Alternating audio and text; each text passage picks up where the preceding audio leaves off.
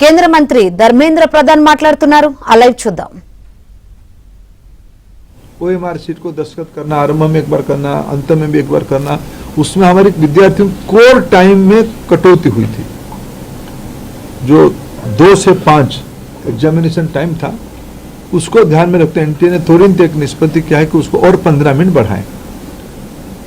2 से शुरू होगा, 5:15 तक ये परीक्षा की समय बढ़ाया जाएगा।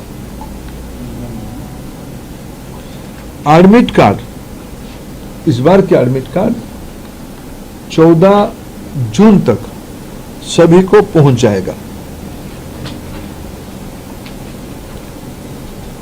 पिछले बार भी जो परीक्षा हुई, अनेक राज्यों ने अपने राज्य के विद्यार्थियों को परिवहन की व्यवस्था किया था। अनेक राज्यों ने किया था, अनेक राज्य नहीं किए थे, अनेक राज्य किए थे। हम भारत सरकार की ओर से हम बात करेंगे और मैं भी खुद बात करूंगा माननीय मुख्यमंत्रियों से। इस बार नीट की परीक्षा के समय में विद्यार्थियों को आवागमन में और कितना कम बोझिला करना पड़े उसकी दायित्व हम लेंगे। और उस समय में जून में देश की बहुत सारे राज्यों में थोड़ा मौसम का भी परिवर्तन हो चुका होगा, बारिश भी आ चुका होगा। इसको भी एनटीए फैक्टर इन कर रहा है अपने योजना में। इसको कैसे हम लोग क्या ऑल्टरनेटिव व्यवस्था किया जाए, माने परीक्षा तो होगा लेकिन मौसम खराब रहने से क्या करना है उसका भी हम पहले से इन एडवांस प्लानिंग हम कर रहे हैं। मित्रों, मैं फिर आपको आश्वस्त करता हूं, विशेष करके विद्यार्थियों को मैं फिर एक बार अपील करना चाहता हूं, कोई भी अफवाह में ना जाए। कोई भी, आखिर सामाजिक चुनौती है। राधाकृष्ण कमेटी को पूरा पालन करने के उपरांत भी उस कमांड चेन में कहीं ना कहीं ब्रीच हुई है, इसको हम स्वीकार करते हैं। इसकी सुधारने की जिम्मेदारी हम लेते हैं, बिल्कुल सुधारने का हम जिम्मेदारी लेते हैं। और मैं समाज की सभी वर्गों को अपील करना चाहता हूं, ऐसा नहीं कि हम आस पड़ोस में जो माफिया घूमते हैं हमें पता नहीं है। एक सामाजिक व्याधि है, एक सामाजिक व्याधि में सभी सोशल इविल है। इस व्याधि से हमको समाज को मुक्त करना पड़ेगा। हमें मालूम है कि हमारे आस पड़ोस में क्या क्या हलचल हो रही है, आपको भी मालूम है। आफ्टर कई सारे विषय तो मीडिया से पता चलता है, सही पता चलता है। मैं आप सभी के सहयोग चाहता हूं, देशवासियों का सहयोग चाहता हूं, नीति निर्धारकों का सहयोग चाहता हूं, राज्य सरकारों का सहयोग चाहता हूं। देश की बच्चों के भविष्य के लिए हमें एक निर्भुल परीक्षा, परिष्कार परीक्षा, स्वच्छ परीक्षा के लिए प्रतिबद्ध है।